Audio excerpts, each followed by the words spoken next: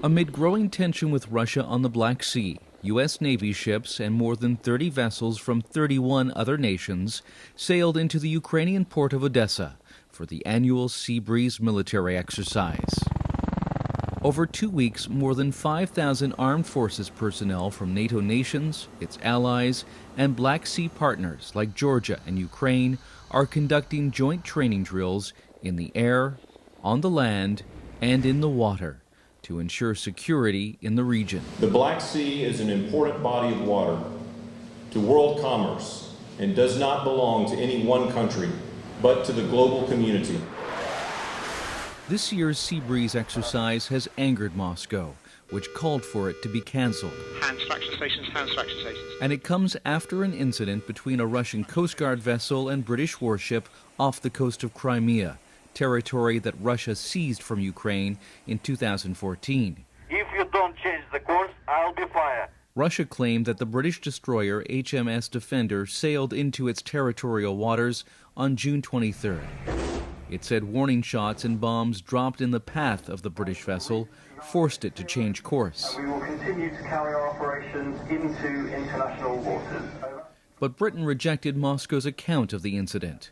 It said the Russian ship had carried out a previously announced gunnery exercise, and that the Crimean Peninsula and the waters around it are still internationally recognized as part of Ukraine. Для британців це була демонстрація так званого свободи мореплавства, і таким чином вони підтверджують свою приналежність до норм міжнародного морського права і невизнання будь-яких російських прав на ці води.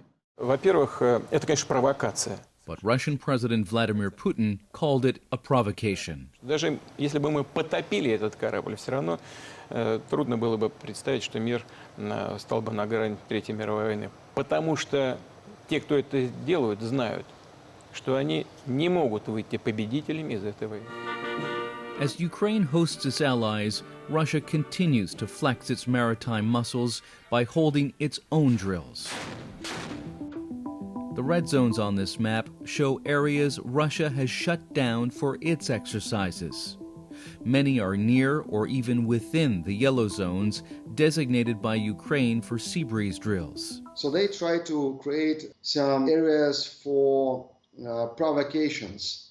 We will see several provocations during Sea Breeze. Now the balance in Black Sea is totally for Russia. And it's a dominance of Russia. That dominance in the region was on display in April and May, when Russia held massive exercises near Ukraine's southeastern border. Russia also redeployed helicopters and more than a dozen landing vessels to Crimea from its Baltic and Northern fleets and from its Caspian Sea flotilla. Most of the equipment they left in Crimea. Former Ukrainian Navy Captain Andrei Ryzhenko has co-written this report on how Russia has been building up its forces in Crimea and how it might use them to attack southern Ukraine. One scenario sees Russian troops taking control of a canal that once carried water from the Dnieper River to Crimea before Ukraine shut it down in 2014 after Russia seized the peninsula. He says Moscow is desperate to restore the flow of water to solve Crimea's drought crisis. The water, it's a big issue. They cannot fix it. And only way how to make it more or less steady supply, it's get access to Dnipro. And they exercised it for this operation, Dnipro water operation. As part of the Sea Breeze exercise, Ukraine and its allies are holding drills in the Kherson region, where the Dnieper River and the canal are located.